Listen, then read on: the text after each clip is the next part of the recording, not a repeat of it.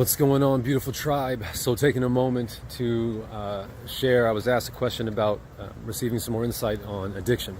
So I figured it'd be a perfect thing to kind of dive into in this moment. It's a beautiful rainy day. I felt inspired to take a little walk while I'm working, so why not? So let's talk about a little bit of the idea of addiction. And as I expressed a little bit in the previous video, addiction really is it's a distorted behavior pattern ingrained. So when you're thinking about the idea of addiction, the only addiction that exists is an addiction to avoidance, meaning that we're looking to get something outside of ourselves to give us something that we are looking for instead of something else that we feel. And we can use anything in that regard to do it, right? There's drugs, there's alcohol, there's food, there's specifically sugar, there's sex, there's television, there's pain, right? All kinds of different forms of things that we can utilize to avoid dealing with certain things. And so when it comes to addiction, they used to say that it was a disease. I mean, still said sometimes that it's a disease. Addiction is not a disease.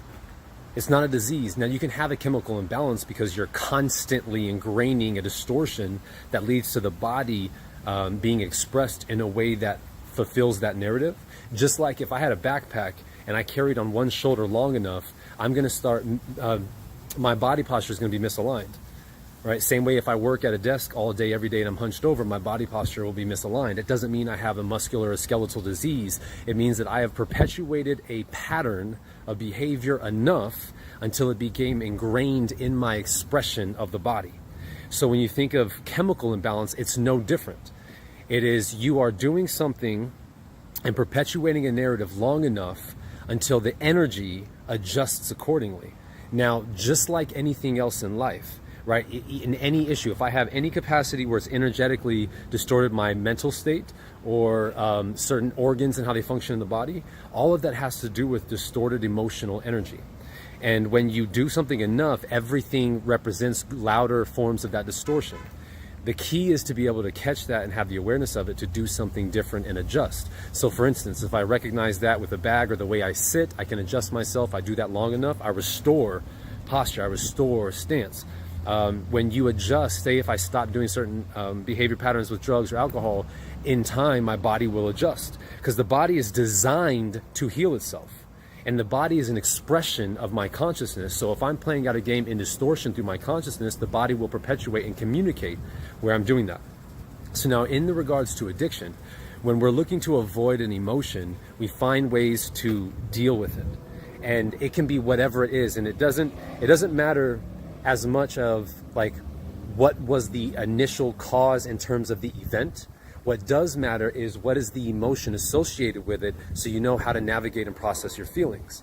And so with addiction, if I find myself reaching for things outside of myself, if I find myself wanting to suppress something to avoid, it's never enough, right? And it's no different than chasing shit outside of you. There's no difference in that. It's the same perpetual distortion. So if I'm looking to receive validation outside of myself, if I'm looking to receive love outside of myself, if I'm looking to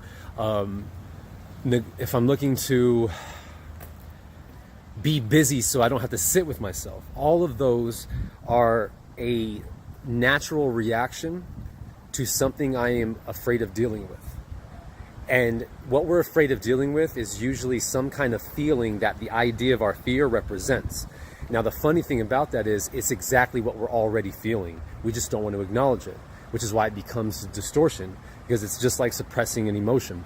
So when you take distortion and you perpetuate it further, the distortion gets louder because the whole point of life is to see creation live in its fullest expression. The whole point of life is to step forward into something greater. So that means that when we're living or being limited in any form or fashion, we create experiences that perpetuate louder spaces of it to bring more to our awareness. Just like if I suppress anger long enough, it's going to lead into rage and violence, which is a passive form of aggression because it's when it's suppressed, it has to find its way out. It's the same reason why anxiety and panic attacks stem from the avoidance and suppression of fear. That energy, if you do not address it, it has to create something louder to get your attention. Now we, in our diagnosing culture like to label things and make it a disease and make it something that we have to just deal with in our lives, as opposed to making it something that is now in our awareness to adjust our behavior patterns, our thought patterns, and how we approach our lives and how we process our emotions to restore natural harmony within ourselves and live in it greater. And this is all addiction is. Addiction is the avoidance of something done enough till it becomes a distorted pattern of habit, a distorted pattern of behavior. And if we don't know how to start addressing the feelings and the emotion associated with what we're doing, we'll end up replacing for something else. So even if, say, I have addiction to drugs or alcohol and I play out that narrative, then what happens is if I'm going through that process and I decide to get clean, and I do get clean, yet I don't address the emotion of which I associated with it, then I'll play it out somewhere else. And you see that happen often. And it's the same thing with even relapsing. If you've been clean for a really long time and then you have these moments, if the emotion is not dealt with, it's always going to be there. And that concept that once an addict, always an addict is such bullshit. That is a perpetual distortion, as if you are one identity in your life. And let's be super clear about this for everyone. You are more than all of your identities. You are more than every story you could ever conceive. You are more.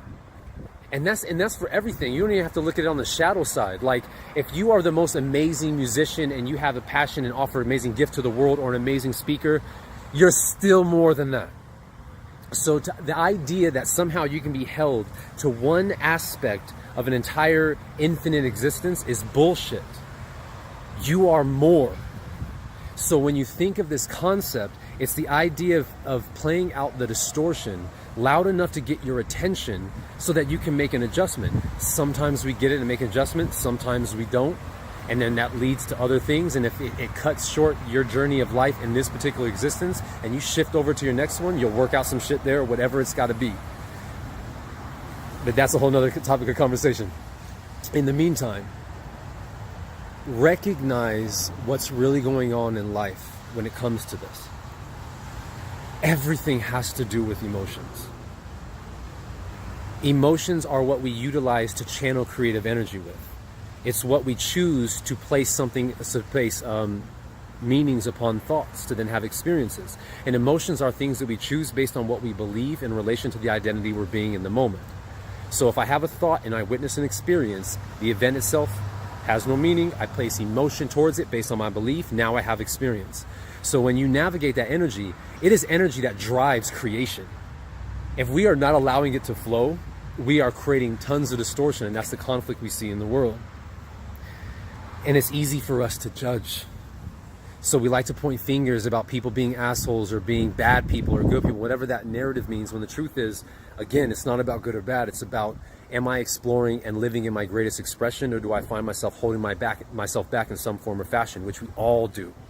And that's the game. It's about being able to uncover that shit and face it so we can thrive forward. And when you're experiencing the idea of addiction, it is an extreme distortion of avoidance, led into a perpetual pattern of behavior that will constantly reinforce itself until it's checked. Now, the key is the willingness to want to check it, because it takes courage to go into those places that you are extremely afraid of to face, and it will be intense and it will be painful, yet it will be so necessary to really shift and step into who you're asking yourself to be, what you're truly capable of being, and what you offer this world. All right? Now, what's really important about it is understanding the difference between support and enabling as well. So if you have someone in your life that's an addict and you want to support them, sometimes that support is having to step away if they're not choosing to fully own themselves yet. Enabling is when you think you're supporting, but you keep perpetuating the victim story, or you keep reinforcing their limitation.